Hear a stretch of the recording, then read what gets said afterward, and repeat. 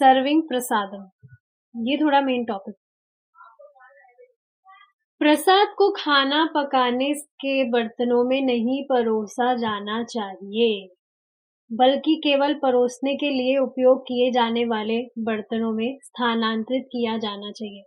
क्या आपने कभी ऐसा सुना है कि जैसे जिन भी बर्तनों में हम खाना पकाते हैं, अगर उनमें खाते हैं, जैसे कुछ भी कढ़ाई वगैरह, भगोनी वगैरह में खाना खाते हैं, तो जिस दिन आपकी शादी होती है उस दिन बारिश होती है। सुना है ऐसा कुछ? अब मुझे पता नहीं है इसमें कितनी वास्तविकता है, पर बेसिकली समझना चाहिए कि जिसमें हम भगवान को ऑफर करते हैं, जो भी बर्तन वगैरह होते हैं जिनमें हम ऑफर करते हैं, सिर्फ वो ही भगवान के बर्तन नहीं होते। जिसमें हम कुकिंग करते हैं वो भी भगवान के बर्तन होते हैं। इसलिए ट्राई करना चाहिए कि हमारे खाने वाले बर्तनों के साथ उन्हें मिक्स ना किया जाए। तो जिनमें प्रसाद हम पकाते हैं उनमें परोसा जाना नहीं चाहिए, बल्कि केवल परोसने के लिए उपयोग किए जाने वाले बर्तनों में स्थानांतरित किया जाना चाहिए। प्रसाद को परोसने के बर्तनों में स्थानांतरित करने के बाद भगवान के बर्तनों को तुरंत धोया जाना चाहिए और संग्रहित किया जाना चाहिए।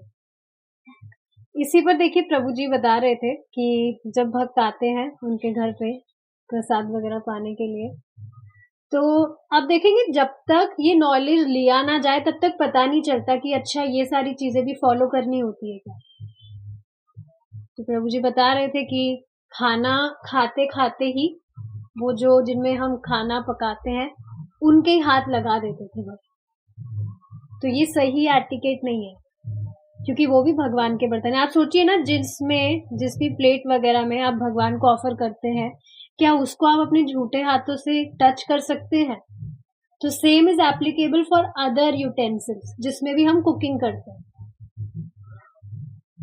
उन्हें बिना धोए छोड़ना अशुद्ध है और चूहों, तिलचट्टों, मक्खियों और अन्य कीड़ों को आमंत्रित करता है। यदि संभव हो तो प्रसाद गर्म होने पर ही परोसा जाना चाहिए, क्योंकि गर्म भोजन अधिक स्वादिष्ट, सुखदायक और सुपाच्य होता है। सुपाच्य मतलब डाइजेस्टेबल। सभी तैयारियां उपस्थित सभी भक्तों और मेहमानों को समान मात्रा में दी जानी चाहिए। ऐसा नहीं कि विशेष स्वादिष्ट व्यंजन उपस्थित वरिष्ठ नागरिकों को परोसे जाएं और दूसरों को नहीं। तो देखिए ये भी समझना चाहिए।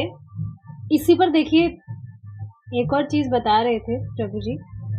आप देखेंगे कई बार होता है, जैसे हम कुछ कुकिंग वगैरह करते हैं, कुछ भी स्पेशल आइटम होता है, तो उसमें ऐसे भेदभाव नहीं करना चाहिए कि हाँ उनको तो ज्यादा दे दिया, उनको कम दे दिया।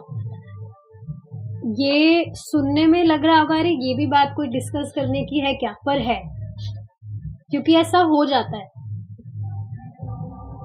कभी भी ऐसा किसी को भी आप जैसे खाने पे भी बुलाते हैं या कोई भी घर का भी कोई सदस्य है, तो ऐसा नहीं लगना चाहिए कि हमें नहीं दिया गया। प्रसाद में तो कभी कंजूसाई करनी नहीं चाहिए, पहली बात तो ये है।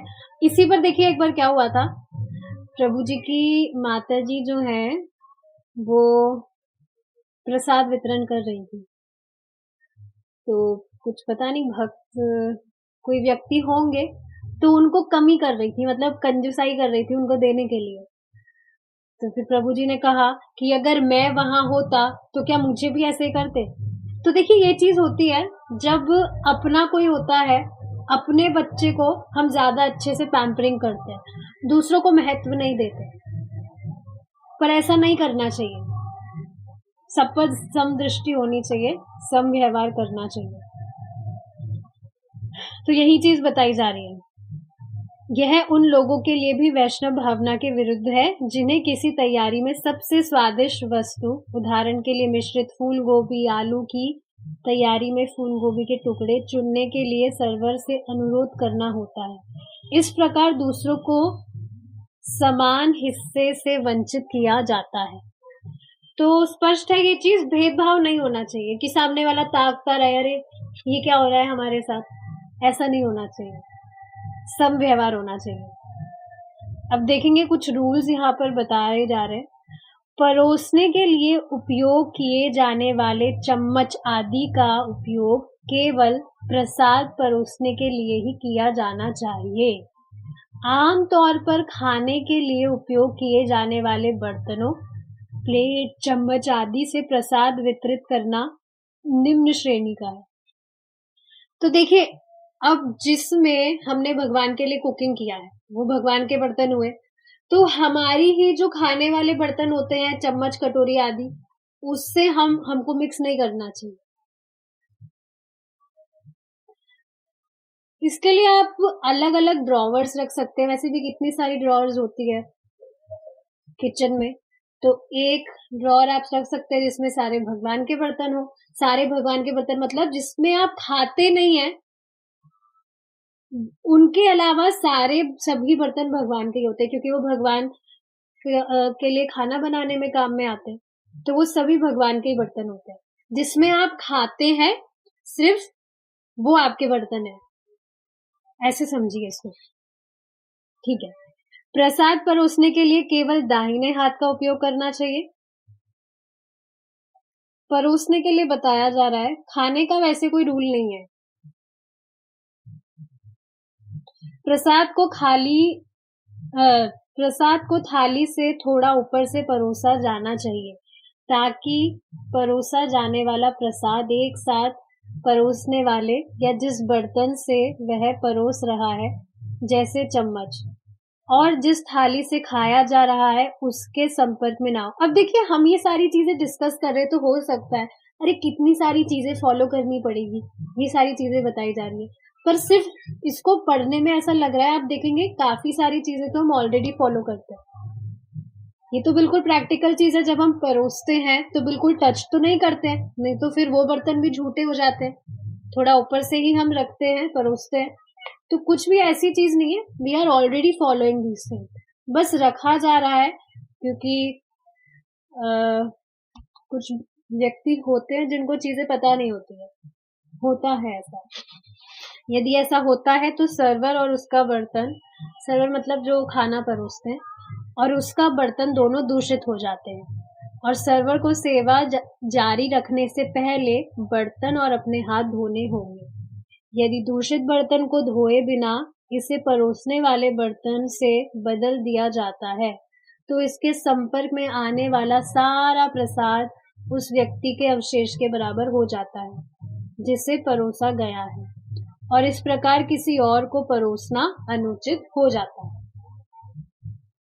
सर्वर और परोसने वाले बर्तन भी दूषित हो जाते हैं यदि वह प्लेटों और अन्य बर्तनों, हाथों या खाने वाले लोगों के शरीर के अन्य हिस्सों को छूते हैं।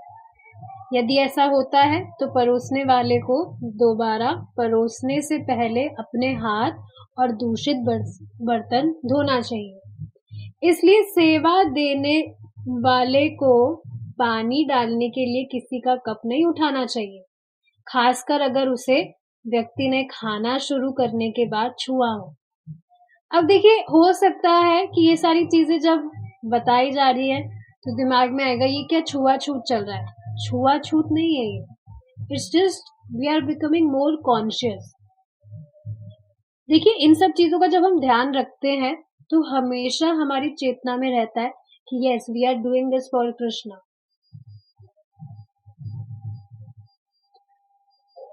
बल्कि उसे वहीं छोड़ देना चाहिए और उसमें पानी डालना चाहिए। इसी प्रकार उसे प्रसाद से भरने के लिए खाने का बर्तन नहीं ले जाना चाहिए। जो भी झूठे बर्तन होते हैं, ये नहीं उनको उठाकर हम किचन में ले जा रहे हैं और फिर डाल रहे हैं खाना, बल्कि जहां व्यक्ति बैठा है उसके पास प्रसाद लाना चाहिए और उसे वही परोसना चाहिए। प्रसाद को सीधे खाने वाले व्यक्ति के हाथ में नहीं परोसा जाना चाहिए। हालांकि भोजन के समय के अलावा महाप्रसाद के निवाले वितरित करते समय ऐसा करना स्वीकार्य है।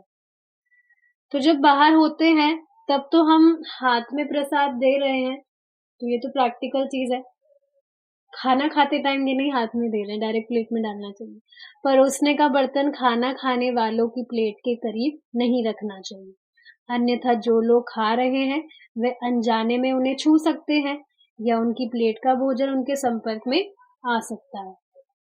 सर्वर को किसी भी अशुद्ध चीज को नहीं छूना चाहिए, जैसे कि उनका मुंह, पैर, बाल या निचला शरीर, और ना ही उन्हें जमाई, छींकना या थूकना चाहिए। जमाई जान रहे हैं? उबासी लेना। परोसने वालों और प्रसाद का सम्मान करने वालों दोनों को सावधान रहना चाहिए कि वह कभी भी प्रसाद, प्लेटों, परोसने के बर्तनों या अन्य बर्तनों को अपने पैरों या पैरों से न छुए या उन पर पैर न रखे। ठीक है, स्पष्ट है? नहीं तो फिर वो तो अपराध हो जाएगा। आप देखेंगे प्रसाद नीचे भी कभी गलती से गिर जाता है तो हम उसको उठाकर सर पे लगाते हैं, तो पैर तो दूर की बात है, पैर कैसे, तो ध्यान रखना चाहिए इस सब चीजों को। ठीक है, we'll stop here now. हरे कृष्णा, जय श्री राम।